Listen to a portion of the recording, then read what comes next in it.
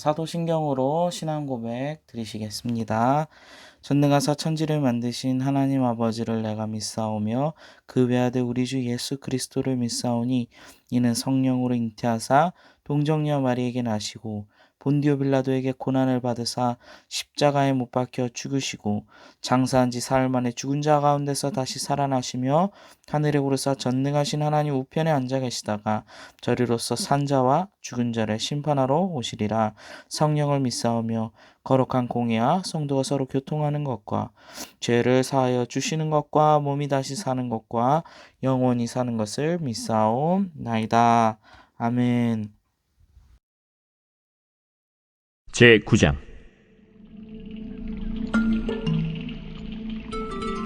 베냐민 지파에 기스라 이름하는 유력한 사람이 있으니 그는 아비엘의 아들이요 스롤의 손자요 베고랏의 증손이요 아비아의 현손이며 베냐민 사람이더라. 기스에게 아들이 있으니 그의 이름은 사울이요 준수한 소년이라. 이스라엘 자손 중에 그보다 더 준수한 자가 없고 키는 모든 백성보다 어깨 위만큼 더 컸더라. 사울의 아버지 기스가 암나기들을 잃고 그의 아들 사울에게 이르되, 너는 일어나 한 사활을 데리고 가서 암나귀들을 찾으라. 그가 에브라임 산지와 살리사 땅으로 두루 다녀보았으나 찾지 못하고 사알림 땅으로 두루 다녀보았으나 그곳에는 없었고 베냐민 사람의 땅으로 두루 다녀보았으나 찾지 못하니라. 그들이 숲 땅에 이른데 사울이 함께 가던 사환에게 이르되, 돌아가자. 내 아버지께서 암나귀 생각은 고사하고 우리를 위하여 걱정하실까 두려워하노라. 보소서, 이 성읍에 하나님의 사람이 있는데 존경을 받는 사람이라. 그가 말한 것은 반드시 다 응하나니 그리로 가사이다. 그가 혹 우리가 갈 길을 가르쳐 줄까 하나이다.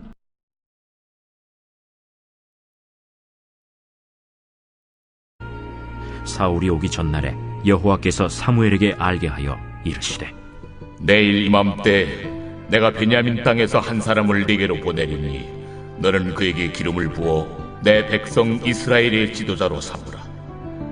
그가 내 백성을 블레셋 사람들의 손에서 구원하리라.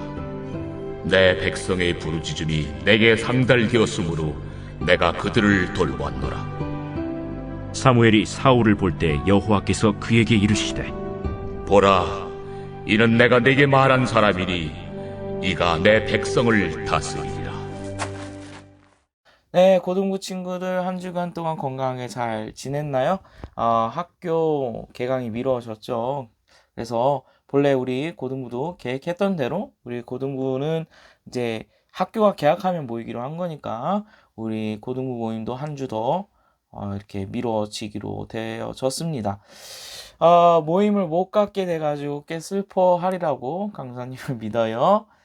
비록 강도사님이 이 눈으로 볼 수는 없지만 여러분이 덕소교회 예배당에 나와서 모여가지고 드리는 이 예배 모임을 굉장히 기다리고 또 사모하고 있다고 믿습니다. 네, 아니라고요? 네, 믿어요. 하나님을 사랑하는 우리 고등부 친구들의 믿음을 따라서 하나님이 여러분의 삶 가운데 놀라운 역사로 은혜 베푸실 줄 믿습니다.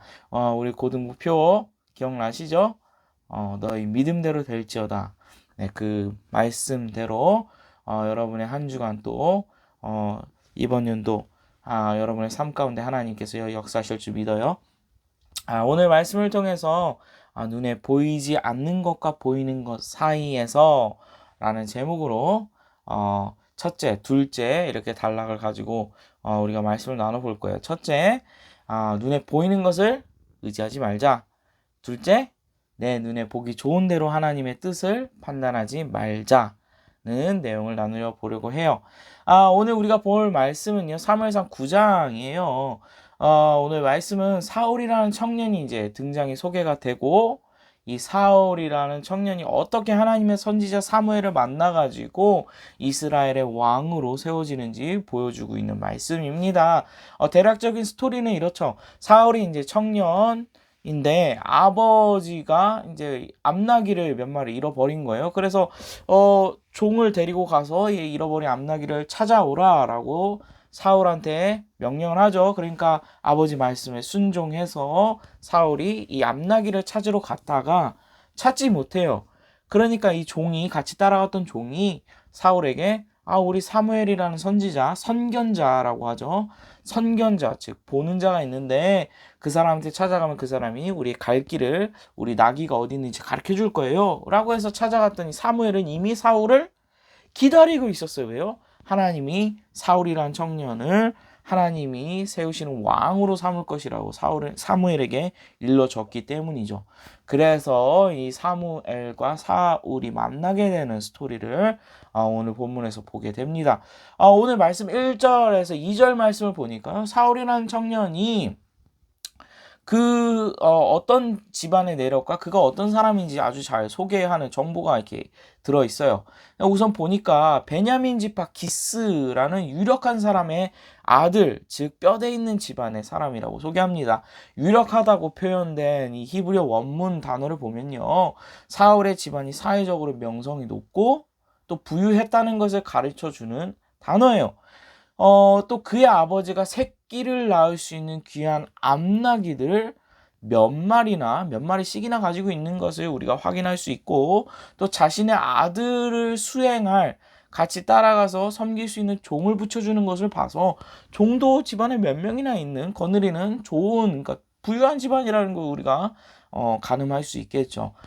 성경을 그래도 좀 읽어본 친구들은 사울이라는 사람이 누구인지 잘 알 거예요. 그래서 좀 색 안경을 끼고 오늘 말씀을 좀 볼 수 있는데, 단지 오늘 묘사된 말씀만 가지고 사울을 보게 되면 사울이라는 사람은 정말 대단한 사람이죠. 우선 그가 외적으로는 이스라엘 청년 중에 사울보다 준수한 청년이 없다라고 2절 말씀을 보니까 나와요. 여기 한국어로 준수하다라고 하는 이 단어는 히브리어로 토브, 선한, 좋은, 아름다운 이런 뜻인데, 이거 창세기에 하나님께서 세상을 창조하시고 참 좋았더라 할 때 그 토브예요. 자, 얼마나 아름답다는 건지 나름 우리가 추측을 해볼 수 있겠죠. 근데 얼굴만 잘생긴 게 아니라 키도 커. 네, 강수사님 엄청 부러운데 네, 키도 커요. 키도 크고, 그러니까 우리 시대의 중요 트렌드 중에 하나가 바로 외모 지상주의 아니겠어요? 아름다운 것을 그러니까 겉모습이 그만큼 중요하다. 이거를 굉장히 중요시하는 이런 시대인데, 아름다움을 사모하는 마음은 사실 하나님이 주신 것이죠. 그런데 무엇이 아름다운 것인가? 그 아름다움을 정의하는 그 눈은 시대마다 다 달라요. 그렇기 때문에 요즘 더 문제가 되고 있는 거죠. TV에 나오는 것이 그 아름다움의 기준이 되고 있으니 그게 요즘 우리 사회 가운데 문제가 많이 되고 있어요. 자, 그 부분은 나중에 또 강수사님과 함께 말씀을 통해서 또 차근차근히 나눠볼 기회를 갖도록 하고, 오늘 여기 말씀에 의하면 사울이라는 청년은 한마디로 엄친아입니다. 엄마 친구 아들, 아버지는 명성이 자자한 집안의 가장인데 돈도 많은 부자예요. 그런데 얼굴도 그 나라에서 누구도 비교할 수 없을 정도로 잘생겼대요. 거기다가 키도 오늘날로 말하면 모델핏인 거예요. 자, 하나님은 불공평하다라는 소리가 터져 나올 듯한 그런 집안과 재력을 겸비한, 거기다가 뭐 외모만 그러면 우리가 좀 막 저기 할 텐데, 거기다가 오늘 말씀을 자세히 보면요, 사람이 겸손하기까지 해요. 우리가 이제 밑에 말씀을 다 안 읽었지만 시간을 내서 한번 읽도록 하세요. 9장. 사무엘이 사울을 이제 만나가지고 사울을 막 지켜 세우죠. 왜냐면 하나님이 왕으로 삼으시겠다고 하시니까. 근데 사무엘이 막 겸손하게, 저는 집안도 이렇게 조그마고요, 정말 낮은 집안이 조그마긴 뭐가 조그매, 유력한 자, 사회적으로 덕망이 높고 다른 사람들이 다 우러러보면서 재산도 많은 그런 유력한 그런 집안의 아들인데, 자기 스스로 저는 낮은 자인데 왜 이러십니까? 막 이렇게 해요. 자, 뭐 이렇게 겸손까지 하는 말을 우리가 통해서 사울이 굉장히 겸손하다는 것까지도 우리가 보게 되죠. 거기다가 이제 날이 늦어가지고 사울이 이제 집에 돌아가야 될 그런 아버지를 걱정하는 것을, 자신들이 늦어져서 아버지가 걱정하는 것을 생각하는 것까지 감안하면, 이 사울이라는 청년이 참 효심도 높고 인성도 참 좋구나, 인품도 좋아, 이런 것까지 우리가 볼 수 있는 거죠. 와, 여기 뭐 어디 하나 손색이 없는 그런 완벽한 남자 주인공으로 지금 사울이 등극하고 있는 거예요. 자, 사울이란 사람은 꼭 이스라엘 백성이 원하던, 그러니까 그들이 사무엘에게 와가지고 우리에게도 왕을 주시옵소서 그렇게 달라고 요구하던 그런 왕의 모든 조건, 그런 요건을 다 갖춘 사람인 거죠. 그러니까 이스라엘 백성이 하나님을 왕으로 신뢰하지 못하고 사람, 왕을 달라고 하자 하나님이 그들이 정말 원하는 그런 왕의 모습을 가진 그런 사람을 왕으로 뽑은 거예요. 자, 오늘 이야기를 잘 보면 눈으로 지금 찾아도 찾을 수 없는 암나기를 찾다 보니까 이끌려 오게 된 곳이 바로 선견자 사무엘, 영어로 선견자 seer, 눈으로 보는 자, 그 사람에게 다다르게 되는 겁니다. 눈을 달고 있어도 원하는 것을 찾지 못하는 사울과 그 종이 이끌려 도달한 곳이 하나님이 이끄신 거죠. 곳이 사무엘 선견자, 보는 자가 있는 곳이죠. 그곳에 간 이유가 뭐예요? 못 보니까 보기 위해서 찾아달라고 간 거죠. 자, 이 오늘 우리 말씀을 통해서 첫 번째 아까 뭐라 했죠? 눈에 보이는 것을 의지하지 말자. 자, 사람은 눈에 보이는 것이 굉장히 중요합니다. 강도사님이 최근에 이쪽 눈에 병이 좀 나가지고 안과를 갔었어요. 뭐 스트레스성 모시기, 뭐 스트레스 많이 받아가지고 뭐가 생기는, 안구 안쪽에 뭐가 생기는 무슨 병이라는데 뭐 심해지면 실명까지도 할 수 있다고 막 이렇게 겁을 주더라고요. 그래서 약을 탔어요. 근데 괜찮습니다 지금. 네, 그래서 지금 의사 선생님이 약 먹으면 괜찮아질 수 있어요 이러니까 순간 가슴이 철렁했다가 이렇게 괜찮아졌는데 가슴을 쓸어 내렸어요. 근데 약 먹고 보고 뭐 이렇게 해서 괜찮아질 수 있다라고 하니까, 근데 강도사님이 지금 하고자 하는 말은 우리가 눈에 얼마나 많은 것을 의지하고 있는지 여러분들도 한번 눈을 감고 한 30분만 여러분 집안에서 생활을 한번 해보면 금세 깨달을 수 있을 거예요.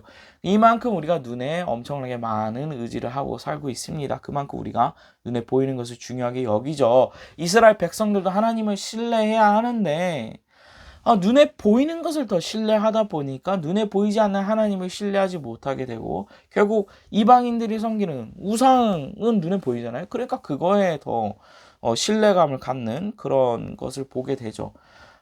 그러니까 이스라엘 백성들이 이제 하나님께로 돌이키긴 했죠. 그런데 눈을 들어 보니까 보이는 건 늙은, 이제 나이가 많이 들어서 늙어버린 사무엘 뿐이고, 또 사무엘의 힘없는 늙은 이 사무엘보다 그 두 아들들이 있었는데 아들들은 또 사무엘보다 믿었지 못해요.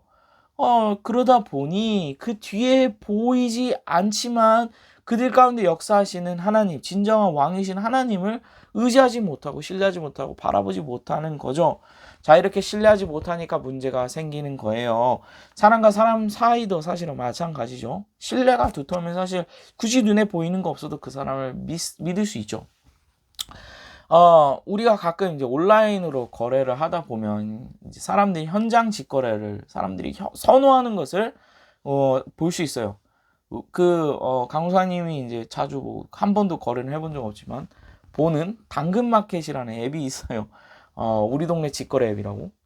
근데 거기 보면 다들 직거래 원합니다. 다 이렇게 써 있어요. 다 직거래. 왜요? 왜 그럴까요? 못 믿으니까. 상대방이 신뢰할 수 있는 제대로 된 상품을 갖다 주나, 상대방이 나한테 돈은 건네줄까, 이런 거를 못 믿으니까 직거래, 직접 현장에 와서 눈으로 보고 그리고 가져가고 교환하겠다 이거죠. 자, 신용카드라고 있죠. 영어로는 뭐예요? 크레딧 카드. 이거 그냥 플라스틱 조각인데 이거 들고 식당 가가지고 밥 먹은 다음에 내면은 계산을 해줍니다. 계산이 돼요. 자, 왜 그럴까요? 그 사람을, 그 크레딧 카드를 가지고 있는 사람을 사실은 신용하는 게 아니라 뭘 신용하는 거예요? 그 신용카드를 발급하고 사용할 수 있게 하는 그 거대한 금융 시스템을 신뢰하는 거죠. 그러니까 한 사람의 개인보다는 더 큰 사회적인 어떤 약속이나 제도 장치를 믿기 때문에 우리가 크레딧 카드, 신용카드라는 걸 사용할 수 있는 거예요. 그 플라스틱 조각을 긁어도 거기 뭐 숫자 몇 가지 떠오르고 컴퓨터에 저장된 정보가 자신들에게 돈이라는 실질적인 물질로서 주어질 수 있다는 걸 믿고 신뢰하는 거죠. 그러니까 신용카드를 사용하는 거 아니에요? 자, 오늘 사울이라는 청년은 결코 하나님의 마음에 합당한 사람이 아니었어요. 근데 그의 이력서와 같은 그 1절과 2절 말씀을 보면 하나님과 관련된 내용은 일체 없죠. 사울이 하나님과 어떠한 관계를 맺고 있고 그가 어떤 사람인데 하나님께서 그를 집어 뽑으셔서 선택해서 왕으로 삼으시겠다는 그런 내용은 일체 들어가 있지 않는데, 그런데 하나님께서 사울을 택하셔서 왕으로 삼는 것을 내용을 보게 됩니다. 그 수많은 장점들 중에 하나님만 빠져 있는 거예요. 하나님을 의지하기보다는 눈에 보이는 백성을 더 두려워하는 사람이 사울이거든요. 그러다 보니까 나중에 사울이 하나님으로부터 멀어지게 되고 버림받게 되죠. 근데 그가 풍기는 겉으로 드러나는 모습은 진짜 멋졌던 것 같아요. 집안, 외모, 인품, 성격마저도 그랬던 것 같아요. 심지어 왜냐하면 하나님의 사람인 사무엘조차도 선견자, 즉 보는 자라는 사람 아니에요. 근데 그 사람마저도 그 사무엘의 눈에 마저도 마음에 쏙 들 정도로 그가 외적으로 보여지는 것들이 굉장히 좋았던 것 같아요. 그러니까 사무엘이 나중에 이제 그 9장에 우리가 다 읽지는 않았지만 후반절에 보면 사무엘과 사울이 이제 밤새 이야기를 나누면서 얼마나 깊은 관계를 갖는지 거기 나오는 그 장면이 나오는데, 사무엘이 이제 나중에 사울한테 기름을 붓고 왕으로 추대시키고 사울이 나중에 전쟁터에 나가가지고 승리를 하면서 나타나는 그의 모습은 정말 멋지죠. 정말 이상적인 왕으로서의 모습이 막 나오는 것처럼 보여져요. 승승장구하듯이 보여지죠. 필시 사무엘도 이를 보고 정말 기뻐했을 거예요. 사무엘을 좋아했을 겁니다. 사무엘은 그의 스승이자 멘토로서 그를 처음 만나가지고 막 극진하게 음식을 나눠주면서 같이 식사를 하고 밤을 새워가면서 그와 이야기를 나누던 사무엘의 그 모습을 우리 9장에 나오는데, 모습을 통해서 그가 하나님이 택하신 이 사울이라는 위대한 왕이 되어주길, 하나님이 진짜 원하시는 위대한 왕으로 되어주기를 사무엘은 무척이나 기대했고 또 좋아했고 그렇게 마음을 주었었던 것 같아요. 그러니까 나중에 사울이 이제 하나님한테 버림받게 되었을 때 얼마나 마음이 상하였던지 상심이 컸던지 그를 다시는 보지 않는 그렇게 되는 거를 우리가 볼 수 있죠. 사울이 이제 하나님으로부터 버림받게 된 이유, 왜 버림받았을까요? 그가 하나님을 보이지 않는 하나님을 신뢰하기보다는 눈에 보이는 백성을 더 중요시 여겼기 때문입니다. 자기가 왕으로 추대되고 인정받는 것이 하나님의 권한과 하나님으로부터 온다라는 사실을 그는 깨닫지 못하고 눈에 보이는 백성들이 자기를 지지해야지 자기가 왕이 되는 줄 알았던 거예요. 그러니까 나중에는 자신의 영광을 드러내기에 급급해서, 왜? 그래야지 사람들이 지지를 받으니까 눈에 보이는 백성들의 지지도에 급급해가지고 하나님 앞에 큰 범죄를 저지르게 되는, 그래서 하나님으로부터 버림받게 되는 사울의 모습을 나중에 우리가 보게 됩니다. 그러니까 이 속에는 하나님이 이스라엘을 가르치고 다윗이라는 위대한 하나님의 선택된 왕을 만들어 가시기 위한 엄청난 그 긴 장기 계획이 들어있는데, 사무엘도 사실은 눈에 보이는 것만을 따라 의지하다 보니까 나중에 사무엘이 두 번째 왕 다윗을 찾아 나설 때도 2세의 아들들 중에 눈으로 판단하죠. 눈에 보기에 정말 훤칠하고 사울만큼이나 대단해 보이네. 사무엘마저도 그랬던 거예요.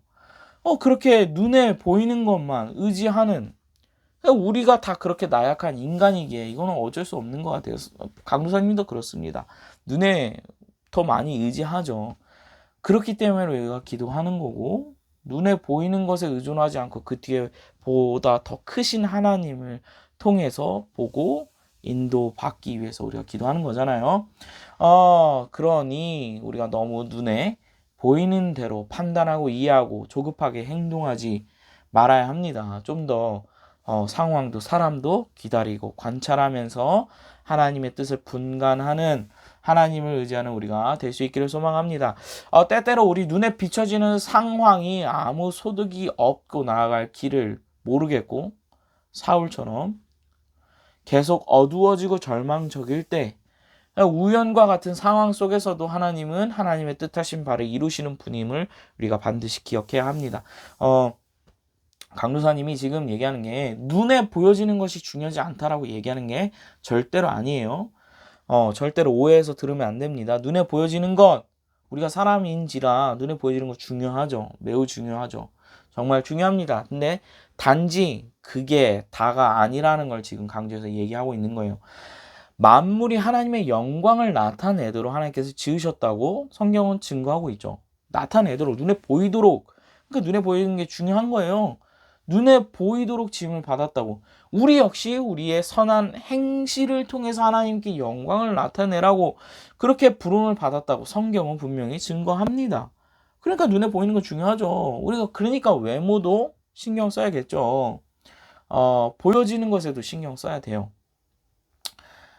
그래서 외모에 신경 쓰지 않는 친구들은 외모에 조금 더 신경 쓰도록 하고, 반대로 너무 외모에다가 막 신경 쓰는 친구들, 진짜 외모지상주의, 막 겉으로 드러나는 게 다인 것처럼 그렇게 하는 친구들은 그보다 더 중요한 하나님의 기준과 가치를 말씀을 통해서 가슴에 새길 수 있기를 소망합니다.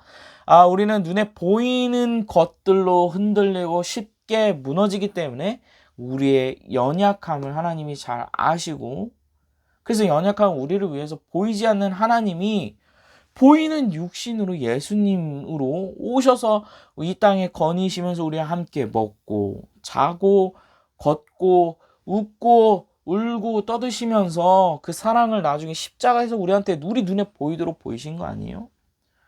그럼 우리가 연약하니까, 우리가 그런 존재이니까.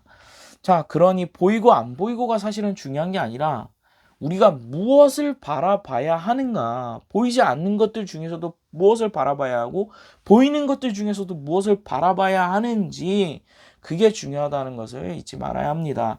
육신의 안목보다는 더 크신 하나님의 뜻을 구하는 우리 힘쓰는, 그걸 위해 힘쓰는 우리 고등부가 될 수 있기를 원해요. 자, 이제 두 번째, 내 눈에 보기에 좋은 대로 하나님의 뜻을 분간하지 말자. 자, 코로나 바이러스가 아직 이렇게 그렇게 많이 이제 막 세계적으로 나가지도 않고 중국에 머물러 있었을 때 이제 강도사님이 설교했던 거 기억하는 친구가 있는지 모르겠어요. 그때 강도사님 그렇게 언급을 했죠. 코로나 바이러스가 중국에 이렇게 퍼지는데 분명 하나님의 뜻과 계획 가운데 이거는 이루어지고 있고 거기에 하나님의 뜻이 있을 겁니다. 자, 근데 지금 우리 덕소교회 감염자가 한 명도 나오고 있다는 소문이 없어요. 소식이 전혀 들려오고 있지 않아서 좀 좋은 소식이죠. 다 종료되면 그러면 이제 우리가 거 봐라, 하나님이 지키신다, 믿는 자들 이렇게 지키셨다, 하나님이 우리 믿는 자들 이렇게 지키셔서 우리 교회 이렇게 감염자가 한 명도 없지 않느냐, 이렇게 기분 좋은 그런 간증이 우리 가운데 있을 수 있기를 소망합니다. 그런데 이런 하나님의 선하심에 대한 신뢰를 바탕으로 이게 강도사님이 갖는 소망이지, 이게 곧 하나님의 뜻은 아니에요. 그걸 알 수는 지금은 알 수 없죠. 하나님의 뜻이 무엇인지.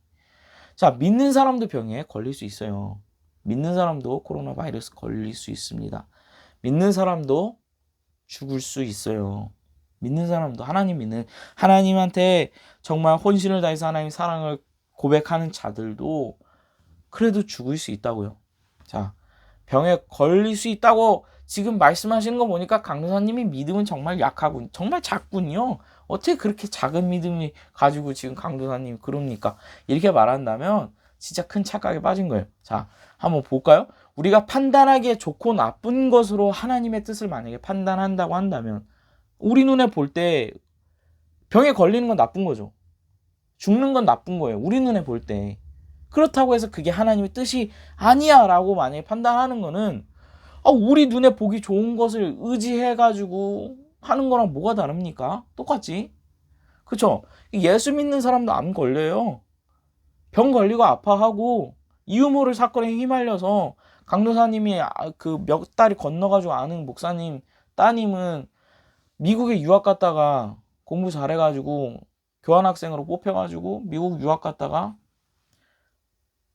버스에서 사고 나가지고 죽었어요. 나 예전에 그 신문 뉴스에도 막 나오고 그랬는데, 목사님 따님이 하나님의 영광을 위해 살겠다고 간 청년이, 그런 일도 벌어집니다. 그럼에도 우리가 하나님은 선하십니다. 우리가 믿는 것은 그 문제보다, 우리가 직면한 어떠한 것보다 더 크신 하나님이 나를 사랑하신다는 것과 내게 선하신 분이라는 것을 믿고 신뢰하고 그렇기 때문에 우리가 움직일 뿐인 거예요. 자, 우리는 정말 풍요로운 평화로운 지금 시대를 살고 있습니다. 예수 믿는 것 때문에 박해와 고난을 받았던 믿음의 선조들의 삶을 한번 돌이켜보면 그들의 삶은 겉으로 드러난 것을 우리가 만약에 지금 판단해 보면 그들의 삶은 진짜 비참하고 저주받았고 버림받은 삶으로 이 세상 사람들이 평가할 만한 삶을 살았어요. 맨날 매 맞고 죽고 병 걸려 죽고 굶어 죽고 자, 비록 겉으로 드러난 것은 그렇게 죽임을 당하고 고난을 당하며 멸망하는 것으로 보일지라도 모든 것을 최종적으로 평가하시는 재판관 되시는 하나님의 눈에 그게 만약에 귀한 것이라고 한다면 그러면 그건 귀한 거예요. 그건 소중한 것입니다.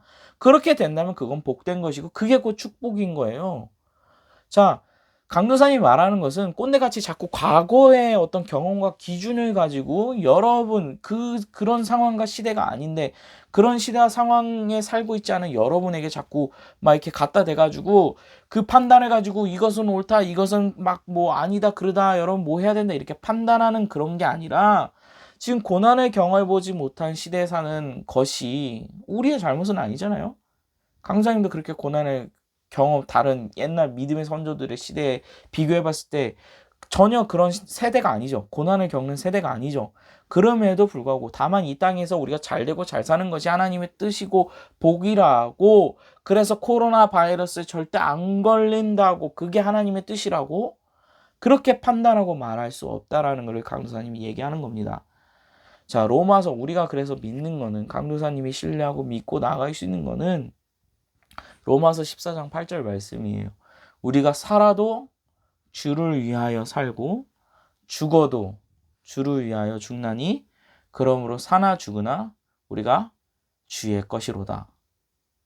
사나 죽으나 누구의 것이라고요? 주의 것이라고요.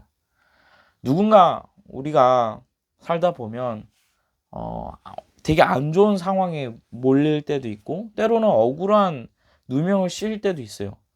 누가 만약 여러분 한번 상상을 해보세요. 여러분이 뭔가를 뭘 잘하고 있는데 여러분한테 막 누명을 씌워가지고 여러분들을 막 비판해. 막 그렇게 막 해요. 누군가 잘못된 판단으로 억울한 일을 그렇게 여러분들한테 당하게 하는 거죠. 근데도 그 안에서 감사와 기쁨을 찾는 것 그렇게 할 수 있는 능력이 바로 우리 그리스도인 그게 하나님이 우리의 말씀을 통해서 우리에게 주시는 능력인 거예요. 왜 그렇게 할 수 있나요? 왜요? 내가 누구의 권속인가? 내가 누구의 것인가가 그게 틀림없는 우리가 신뢰가 바탕이 하나님께 두어져 있다라고 한다면 내가 어떠한 상황에 있든지 간에 비록 내가 죽을지라도 최악의 상황에 우리가 가장 최악이라고 생각하는 거 뭐예요? 죽는 거 아니에요? 죽는 거? 가난에 처하는 거 그런 거보다 정말 비참하게 죽는 거 그렇게 될지라도 우리가 누구의 것이라고요? 하나님의 것이라고요. 하나님의 것이라고. 그러니까 우리가 죽으나 사나 죽으나 주를 위해서 살고 주를 위하여 죽고 그래서 살아도 죽어도 우리는 하나님의 것이로다. 강사님이 만약에 죽어도 강사님이 하나님 거예요. 괜찮아. 하나님 거니까. 자, 그렇기 때문에 때론 상황이 사람이 환경이 아픔이 있어도 그 속에서 우리가 선포할 수 있는 거죠. 그 속에서 우리가 계속 선포할 수 있는 것은 하나님 당신은 옳습니다. 하나님 내게 처한 이 모든 상황이 비록 내게는 아픔이 되고 가시가 되고 고통이 될지라도 하나님이 내게 이렇게 행하심이 하나님 옳습니다.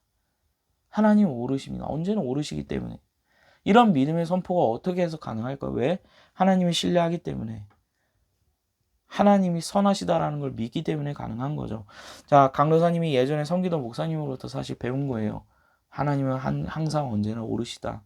비록 우리의 판단 가운데 그것이 잘못됐다 할지라도 그걸 행하시는 하나님은 여전히 오르시다. 여러분도 그렇게 판단하고 여러분의 판단이 하나님의 기준 가운데 하나님의 뜻 가운데 판단이 이루어질 수 있기를 소망합니다. 그래서 여러분이 어떤 상황에 처하든지 간에 그 안에서 하나님 주시는 기쁨과 감사와 은혜를 찾아서 누릴 수 있기를 소망합니다. 자, 광고 하나 할게요. 다음 주에 고등학교 3학년 개학일에 맞춰서 다음 주에는 우리 고등부도 예배 모임을 갖습니다.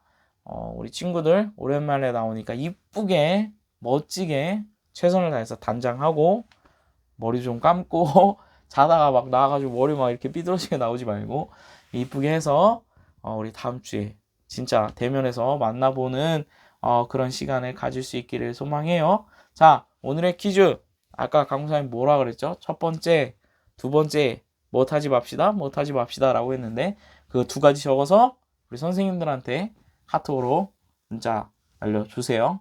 그러면 선생님들이 선물 줄 거예요. 네, 이렇게 할 수 있기를 소망합니다. 우리 같이 한번 말씀 가지고 기도할게요. 하나님, 우리에게 하나님 상황을 따라서 우리 눈에 보이는 것만 의지하고 그렇게 판단하고 사는 것이 아니라 눈에 보이지는 않는 하나님으로 인하여 우리가 기뻐하고 판단하고 그로 인하여 우리가 인도받을 수 있도록 하나님 주시는 평안과 기쁨을 누릴 수 있도록 하나님 우리에게 그런 능력을 허락해 주세요. 그렇게 살아갈 수 있도록 도와주세요. 특별히 지금 상황이 이렇게 코로나 바이러스 때문에 좋지 않습니다.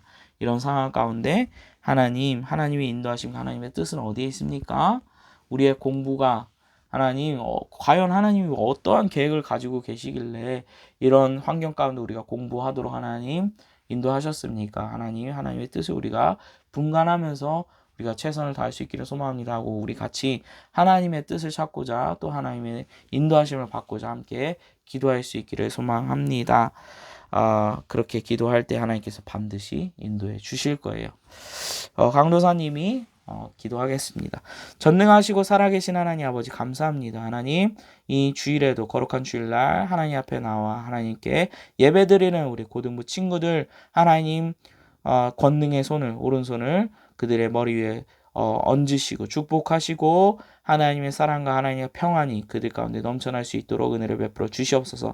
특별히 하나님 고등학생이라는 아주 중요한 시간을 보내고 있습니다. 하나님 그들에게 체력적으로나 지침이 없게 하시고 영적으로도 하나님께서 부어주시는 사랑과 힘으로 넘쳐나게 하셔서 결코 마음이 낙담되거나 이렇게 깔아앉지 않고 하나님 주시는 기쁨과 능력으로 아버지 하나님 공부를 매진할 수 있도록 그들이 지금 현재 처한 상황 가운데 모든 것을 최선을 다하여 하나님의 영광을 드러낼 수 있도록 하나님 도와주시옵소서. 아버지 하나님 단 30분을 공부하더라도 2시간을 공부하는 것 이상으로 하나님 능률이 있게 하시고 하나님 주시는 지혜로 하나님 주시는 능력으로 학업에서도 뛰어난 성적을 거둘 수 있도록 하나님 축복해 주시옵소서. 아버지 하나님 상황이 안 좋다 하더라도 나쁜 상황 가운데서도 하나님으로 인하여 기뻐할 수 있는 아버지 하나님 그런 성숙한 우리 고등부 학생들 될 수 있도록 우리의 믿음이 자라날 수 있도록 하나님 도와주세요. 함께 해주세요. 예수님 이름으로 기도드렸습니다. 아멘. 이곳에 임하신 하나님 나라 가난한 마음으로 바라보리라. 먼저 그 나라 그 뜻 구하며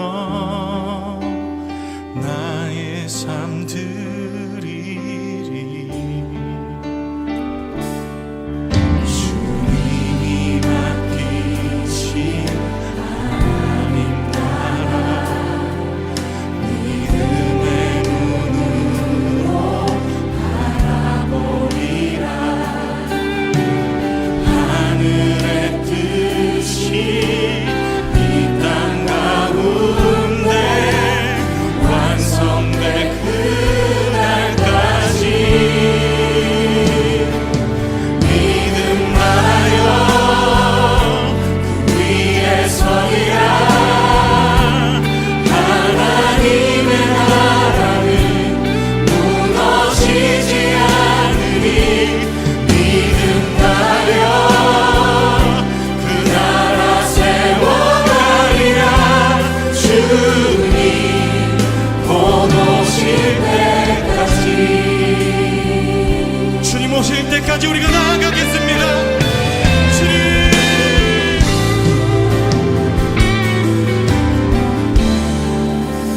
이곳에 임하신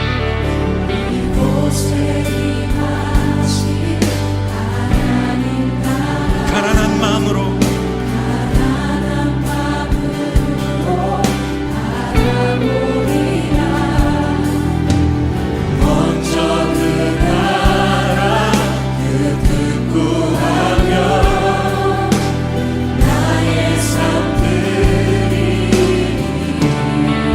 주님이 맡기신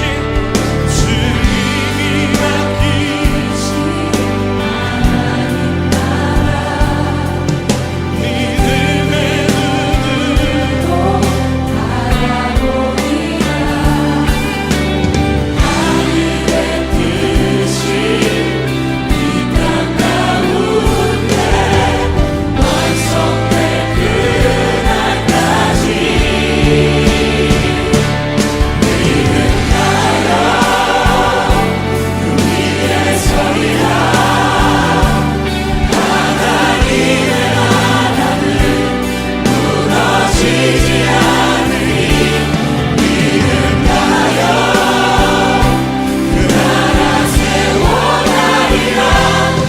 주님 그렇습니다. 믿음 다하여 그 위에 서길 원합니다. 믿음 다하여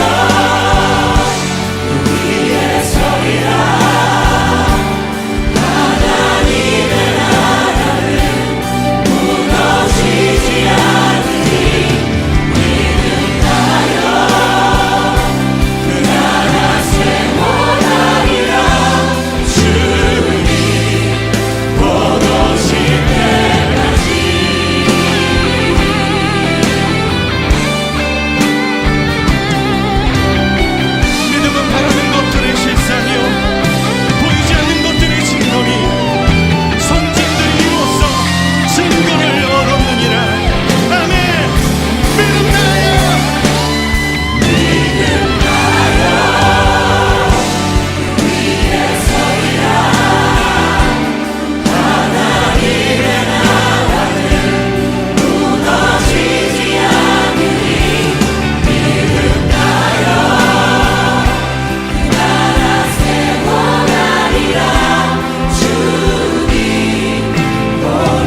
이 시간 함께 기도합시다. 주님, 믿음으로 사는 것은 이 세상의 가치를 따라 살지 않고 아버지의 뜻을 따라 사는 것임을 믿습니다. 아버지의 의를 구하며 순종